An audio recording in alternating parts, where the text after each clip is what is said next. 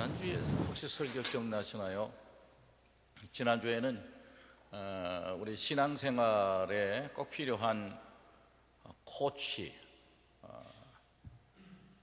말씀을 듣기만 하고 잊어버리지 않고 그 말씀을 실천에 옮기도록 하는 데에 유익한 아주 도움을 주는 말씀, 야고보서를 우리가 읽으면서 말씀 실천에는 이것저것 생각할 거 없다. Just do it.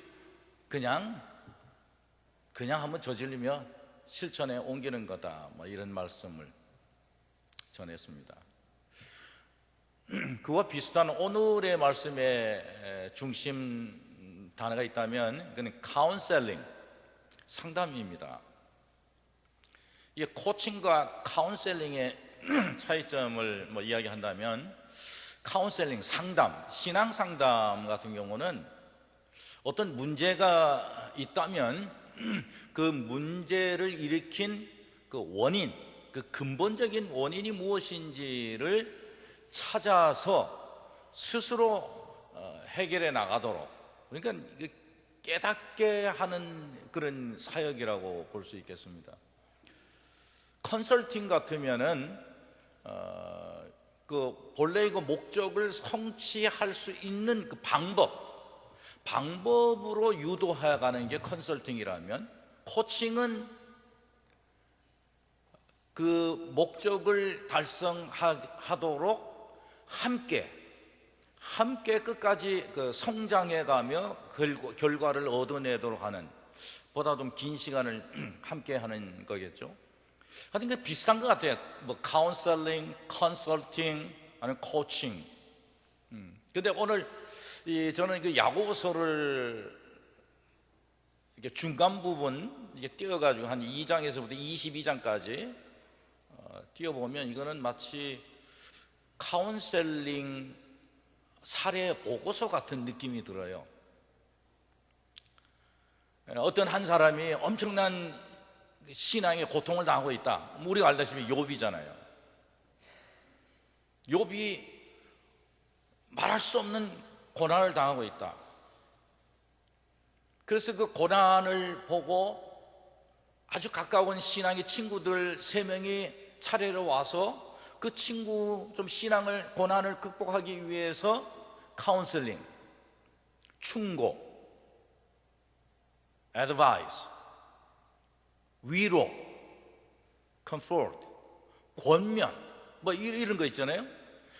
이런 걸 전한다고 와서 상당히 오랜 기간 동안 욥에게 이야기를 합니다. 근데 흔히 이 욥의 3 친구가 신앙생활을 잘 하다가 고난당하는 사람들에게 하는 말은 오늘 우리도 자주 전하는 말이에요. 우리도 주변에서 신앙생활을 하다가 힘들고 어려운 일 당한 사람들 만나면 이런 얘기들 해요. 그래서 3가지를 딱 요약할 수 있어요. 하나는 뭐냐면, 이유 없는 일은 없다. Suffering without no reasons. 이유 없는 고통, 고난은 없다. 우리 그런 말 많이 하잖아요. 뭔가 이유가 있으니까 고통이 오는 거죠. 또 거기에 대한 해석이 2가지가 있어요. 긍정적으로 해석하면, 그래, 이건 하나님이 우리를 더욱 성장통을 지나도록, 좀 더 성장하도록 만들기 위해서 하나님이 우리를 연단시키기 위해서 이 고난을 주신 거다. 이렇게들 해석합니다. 우리 자주 하는 얘기죠. 부정적으로 만일에 해석한다면 그 말은, 이거는 분명히 네가 죄를 졌기 때문이야. 네가 뭔가 잘못한 게 있기 때문에 그래. 그래서 그걸 빨리 회개해야지만 하나님이 그걸 치유해 주시고 그 문제를 해결해 주실 수 있어, 이거죠. 그런데 욥기서 그래 2장부터 22장까지 그 많은 분량을 요 간단한 3가지면 딱 되는 걸 갖다가 그렇게 반복적으로 계속 되뇌고 있는지 저도 읽으면 좀 답답했어요. 그래서 저는 이렇게 말하고 싶어요. 욥의 신앙생활 잘하는 3 친구가 와서 이유 없는 고통은 없다, 고난은 없다, 하나님이 너를 성장시키기 위해서 이런 고난 가운데 집어여신 거다, 아니면 네가 죄를 졌기 때문에 그랬으니 빨리 죄 해결해라, 이렇게 간단하게 할 말을 뭐 그렇게 길게 오랫동안 이야기를 했을까? 그래서 싸구려, 충고 같은 느낌이 들어요. 근데 실제 저도 그렇고 여러분들도 그렇고 우리가 주변에서 어려운 사람을 만나면 안타까워서 한두 마디는 해야죠. 그죠? 가까운 사람인데 좀 위로하고 싶고 권면하고 싶고 우리의 신앙의 경험을 가지고 좀 이렇게 잘 견뎌나가도록 하고 싶은 게 우리 심정이에요. 그런데 오늘 성경은 그런 싸구려 충고를 이야기하지 않습니다. 성경은 여전히 이런 얘기하거든요. 아니야. 그 친구들은 하나님이 어떤 분인지를 모른다고 이야기하고 있어요. 하나님을 잘못 이해하기 때문에 그런 얘기하는 거예요. 하나님이 욥에게 시험 주신 거 아닙니다. 고난 주신 거 아닙니다. 욥의 생활을 파괴시킨 것은 사탄이며 악이며 마귀입니다. 거기다 더 나가서 하나님은 오히려 욥을 믿습니다. 욥이 끝까지 어떤 환난과 역경이 있어도 하나님은 욥에 대한 사랑을 변함없이 주고 계십니다. 오히려 하나님은 실제로 욥이 어떤 환난과 역경에도 나를 저버리지 않고 충실한 신앙인으로 살 것이다 라고 하나님이 그 내기에다가 거신 거예요. 이 말은 뭘 말합니까? 우리가 흔히 살아가면서 어렵고 심하고 고통스러운 일이 생기면 자꾸 이걸 하나님하고 연관시키는데 성경은 그렇지 않다고 이야기하는 거죠. 그런데 보세요, 오히려 이런 말이 좋지 않겠어요? 이게 철학적인 상담인데요, 그리스 철학자 에픽테토스가 이런 말을 했습니다. 본디 내 것은 하나도 없습니다. 어떤 것을 잃게 되면 잃었다라고 말하지 말고 원래 있던 것으로 되돌아간 겁니다 라고 말하십시오. 당신이 만일에 사랑하는 자식을 잃었다면 그 자식이 사라진 게 아니라 원래 있던 자리로 돌아간 것입니다. 재물도 원래 있던 자리로 돌아간 것입니다. 뭐 이렇게 이야기하면 어디서 많이 좀 들은 것 같죠? 다른 종교에서. 근데 이건 왜 문제예요? 이건 너무 우리가 해야 될 게 하나도 없다는 거예요. 다 원점으로 돌아가는 거예요. 그 일찍 돌아간 것 뿐이에요. 이거 너무 좀 무책임하지 않아요? 근데 성경은 어떤 환난과 역경에도 욥이 죄짓지 않았고 그리고 그걸 참고 견딜 만한 어떤 이유가 있기 때문에 하나님이 성장시키기 위함이다 이렇게도 받아들이지 않았어요. 근데 이렇게 말합니다. 성경은 욥은 이 모든 환난과 역경을 통해서도 입으로 하나님에게 죄를 짓지 않았다. 입으로 짓지 않았다. 이게 무슨 얘기입니까? 우리가 보통 이게 힘들고 어려운 일이 생기면 입으로 진짜 뭐 이거 예수 믿는 거 이거 교회 다니는 거 이거 뭐 입으로 말로 우리가 죄를 지을 수 있지 않냐는데 욥은 조금도 그런 부정적인 말을 하지 않았다는 거예요. 자, 그러면 보세요. 그럼 속으로는 생각으로는 죄를 짓지 않았을까요? 욥이? 말로는 이야기 안 했지만 생각으로 내적으로 그건 아무도 모르죠. 하나님은 아시겠죠. 근데 하나님은 욥이 속으로도 생각으로도 그렇지 않았다라고 말씀하신다는 거예요. 이러면 욥은 인간이 아니죠. 근데 욥의 매력은 오늘 우리가 읽은 욥기 23장에 가서야 드디어 나타납니다. 사랑하는 성도 여러분, 병원에 입원해 보신 적 있으세요? 아니면은 어떤 질병을 가지고 있는데 이게 의사를 만나고 어떤 약을 먹어도 해결이 안 돼요. 평생 가야 됩니다. 평생 가야 됩니다. 만약에 그러면 여러분들 그거 어떻게 받아들이시겠어요? 아이고 이제 어쩔 수 없다. 뭐 평생 가는 거니까 참고 견뎌야지. 뭐 그렇게 생각하실 수 있을 거고요. 아니면 또 심각한 병인데 생활에 장애를 주는 질병인데 그게 해결이 안 된다면 어떻게 됩니까? 상심하게 되죠. 지금 이 욥이 그 상태에 들어가는 거예요. 고통이라고 하는 거, 고난이 이게 길어지면 장사가 없다고 그러잖아요. 서서히 무너지기 시작합니다. 욥이 이제서 마음속에서 불평을 내뱉기 시작합니다. 불평. 아하, 이제 욥이 견디기 힘드니까 불평을 하기 시작하는구나. 근데 어떤 불평을 합니까? 요게 좀 달라요. 불평하는 건 우리도 불평할 수 있는데 그 컴플레인이 이게 조금 더 다르다는 거예요. 욥이 뭐라고 그러냐면 잿더미 위에 앉아가지고서 그 친구들 보고 싸구려 충고를 주는 친구들 보고 하는 얘기가, 내가 정말 원하는 것은 지금 하나님이 어디 계신지 하나님을 찾고 싶은 거다.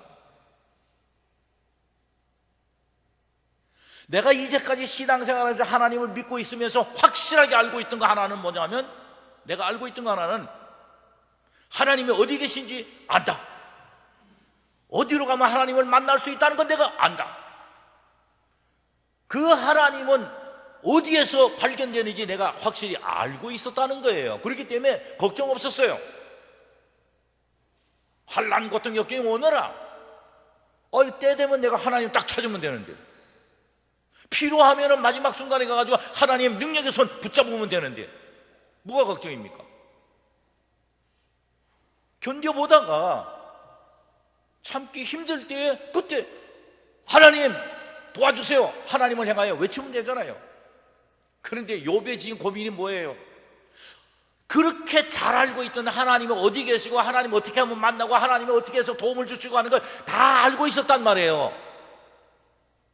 근데 정작 그 하나님을 찾으려고, 그 하나님을 만나서 항의하고, 하나님 나를 왜 이렇게 이런 고통 가운데 주셨습니까? 라고 하나님께 따지고 싶은데, 법정에 가고 싶은데 법정에 가는 길을 모르는 거예요. 법정이 어디 있는지를 모르는 거예요. 이거 정말 답답하죠?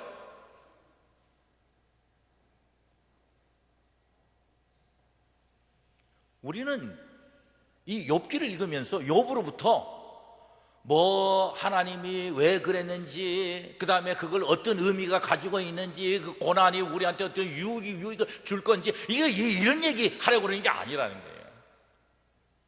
그건 다른 데서도 우리가 많이 들을 수 있어요. 오늘 성경은 욥을 통하여서 우리에게 주시는 귀한 복음이 있어요. 그게 뭐냐면, 우리가 실제적으로 하나님이 어디 계신지, 또 하나님이 어디에서 무슨 일을 하고 계신지를 많이 알고 있다고들은 생각을 하는데, 막상 딱 그런 고통, 환난이 닥쳐오면 혼란스러워요. 어디로 가야 되지? 뭘 해야 되지? 하나님 어디에 계시지? 이런 게 너무 혼란스러워가지고 그냥 하얘지는 거예요. 바로 이것이 욥이 지금 감당할 길 힘들어하는 겁니다. 그래서 오늘 본문에 마지막에 보면 이런 얘기 나와요. 하나님이 내 마음을 상심하게 만들고 내 마음을 약하게 만드신다. 신앙생활 하면서 제일 두려운 공포가 뭐냐 하면, 정작 이게 마지막 카드 이게 딱 나와야 되는데 그 마지막 카드조차 지금 안 보일 때, 그때인 거예요. 우리가 신앙생활 하면서요, 그래도 안 믿는 사람들과 다르게 우리가 견뎌내고 그래도 뭔가 믿는 바, 마지막까지 믿는 바 하나 뭐예요? 흔히 하는 얘기, 크리스찬 삶은 역전이다, 리버션, 반전이다, 이런 얘기를 하거든요. 두고 봐야 한다 그러는데, 두고 봤는데 뭐가 있어요? 기다려봤는데 없는 거예요. 아무것도 없는 거예요. 이럴 때에 두려움과 공포가 막 온다는 거예요. 욥이 그 상태에서 괴로워하고 있는 겁니다. 자, 성도 여러분,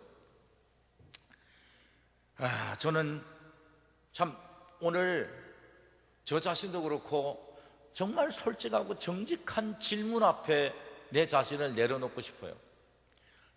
저 사실 목사 된 지 지금 40여 년째입니다. 알만한 거 많이 알고요. 성경에 대해서요.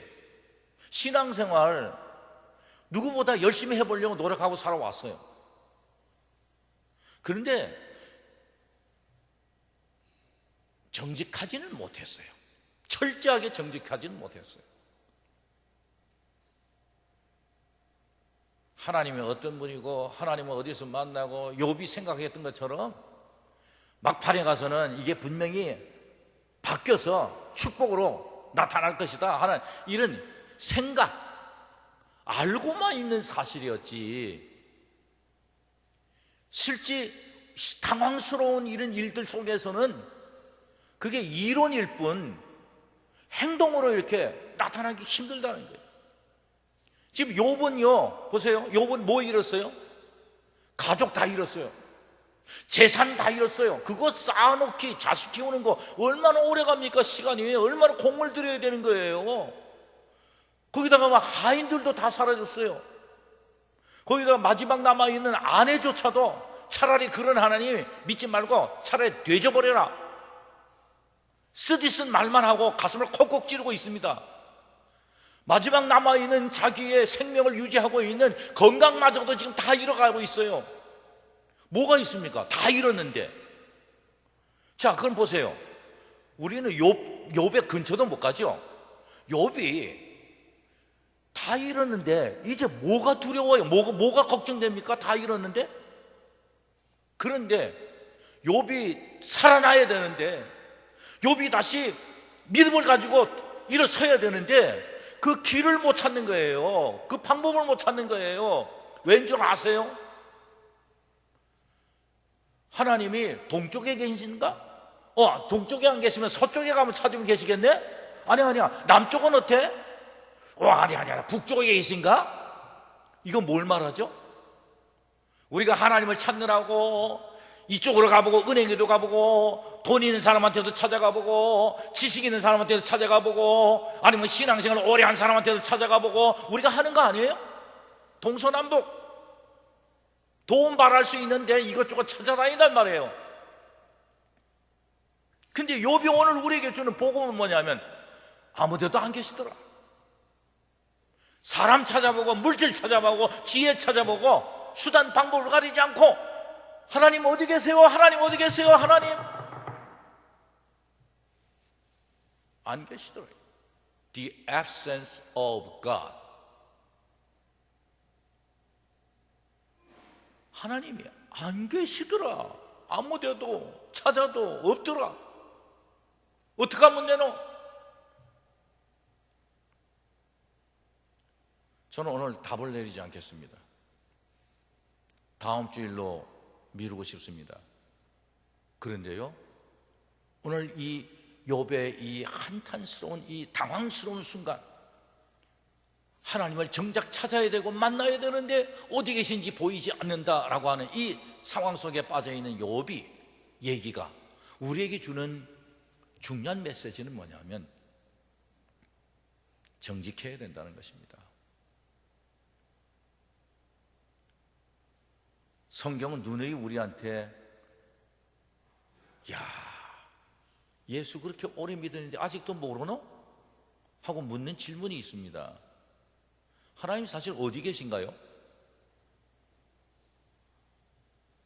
하나님 지금 어디 계세요? 성경은 말해요. 하나님이 지금 여기에 계시다고 얘기해요. God be with us, Emmanuel.